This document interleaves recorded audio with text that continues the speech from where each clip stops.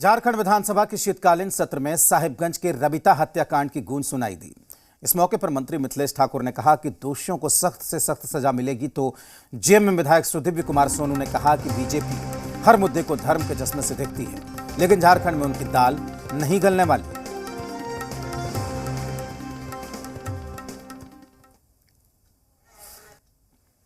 साहिबगंज वाली मामले को लेकर के विपक्ष जहां राज्य सरकार पर हमलावर है, तो वहीं हेमंत सोरेन यानी कि झारखंड के मुख्यमंत्री ने भी स्पष्ट संकेत कल यूपीए की बैठक में दे दिया है कि विपक्ष के हर हमले का मुंहतोड़ जवाब देना। हमारे साथ जेएमएम कैंप के थिंक टैंक्स यानी कि मिथिलेश ठाकुर जो कैबिनेट मिनिस्टर हैं और सुदीव्य सोनू जो कि गिरिडीह से विधायक है, दोनों एक्सक्लूसिव मौजूद हैं जी बिहार झारखंड के साथ। हम शुरुआत करते हैं, मिथिलेश जी आपसे शुरुआत करते हैं।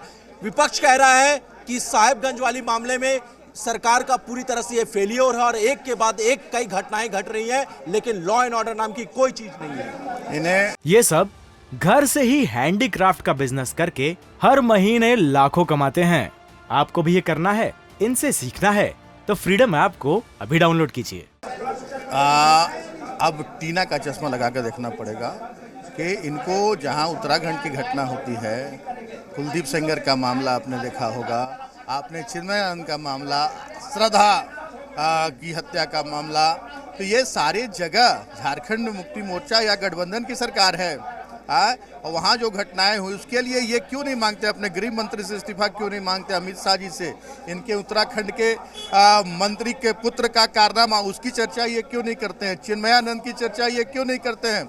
इन्हें तो वो चर्चा करनी चाहिए कि साथ छिपाने के लिए, एक तो हत्या होती है, उसके साथ छिपाने के लिए बुलडोजर चलाकर जो पीड़िता है उसके घर को बुलडोजर चलाकर ढा दिया जाता है। ये क्या बात करेंगे, इनके पास कोई मुद्दा नहीं है, इनका बोरिया बिस्तर इस राज्य से पूरी तरह से बंद चुका है। और जो घटना हुई है, जिस घटना की बात कर रहे हैं साहब, निश्चित रूप से ये घटना निश्चित रूप से इस राज्य को कलंकित करने वाली घटना है और इस घटना की जितनी निंदा की जाए कम है। और फांसी से भी बड़ी सजा अगर दोषी के लिए हो तो वो सजा मुकर्रर होनी चाहिए। और ये राज्य सरकार पूरी तरह से संवेदनशील सरकार है। हमारे माननीय मुख्यमंत्री पूरी तरह से इस राज्य की एक एक जनता के प्रति जिम्मेदार हैं, जवाबदेह हैं, संवेदनशील हैं। और आपने देखा कि जो भी घटनाएं हुई हैं, अपराधियों की कोई जात नहीं होती है। और ऐसे अपराध तो विकृत मानसिकता के लोग ही सोच सकते हैं, कुत्सित मानसिकता के लोग ही सोच सकते हैं। ऐसे अपराधियों के लिए समाज में किसी तरह का कोई स्थान नहीं, इनकी कोई जात नहीं है। और सभी अपराधी पकड़े गए हैं और जो भी प्रक्रिया के तहत, प्रावधान के तहत जो भी कार्रवाई होगी, त्वरित कार्रवाई करते हुए कड़ी से कड़ी सजा दिलाने का काम करेगी हमारी सरकार।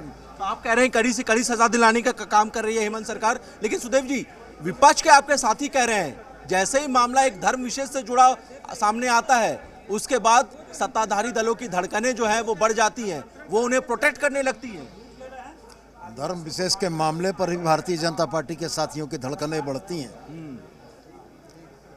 देहरादून वाली अंकिता के घर पर आंसू पोंछने कोई नहीं गया, दुमका वाली अंकिता के घर पर आके लोगों ने चेक दे दिया।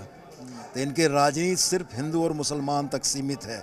श्रद्धा वालकर के मामले में जब आफ्ताब का पारसी होना पता लगा तो स्वर मध्यम हो गए। तो ये सारे मामले ले देकर हिंदू और मुसलमान के हैं। इनको अपराधी भी हिंदू और मुसलमान के खांचे में दिखता है। बिल्किस बानो की बलात्कार और हत्या के आरोपियों को छूट देने के नाम पर इनके मुंह में जबान नहीं खुलती है। अपराधी अपराधी होता है। और झारखंड ने, हेमंत सोरेन ने अपने कार्यकाल में झारखंड में घटी हर अपराध कर्म की घटना पर कठोरतम कार्रवाई की है। सुसमय हम लोगों ने आरोप पत्र समर्पित किए हैं और उनको कानून के समक्ष प्रस्तुत किया है।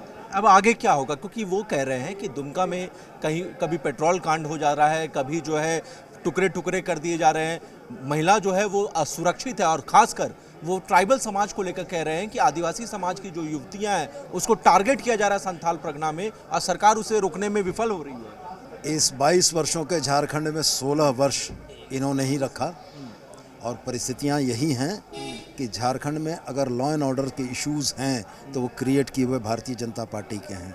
भारतीय जनता पार्टी ने इस तरीके का माहौल राज्य में बनाया है कि लॉ एंड ऑर्डर के मामलों को सुधारने में दोगुनी ताकत की ज़रूरत है। और मैं आपसे स्पष्ट फिर दोहरा कर ये कहता हूँ कि साहबगंज की घटना के मामले में भी दोषी के विरुद्ध कठोरतम कार्रवाई राज्य सरकार करेगी और न्यायालय के समक्ष संपूर्ण साक्ष्यों के साथ मामले को रखा जाएगा, जिससे कि उसे अधिकतम दंड मिले। दी मीडिया से बातचीत करने के लिए बहुत बहुत धन्यवाद।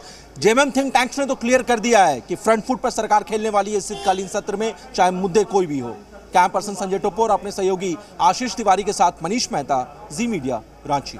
ये सब घर से ही हैंडीक्राफ्ट का बिजनेस करके हर महीने लाखों कमाते हैं। आपको भी ये करना है, इनसे सीखना है तो फ्रीडम ऐप को अभी डाउनलोड कीजिए।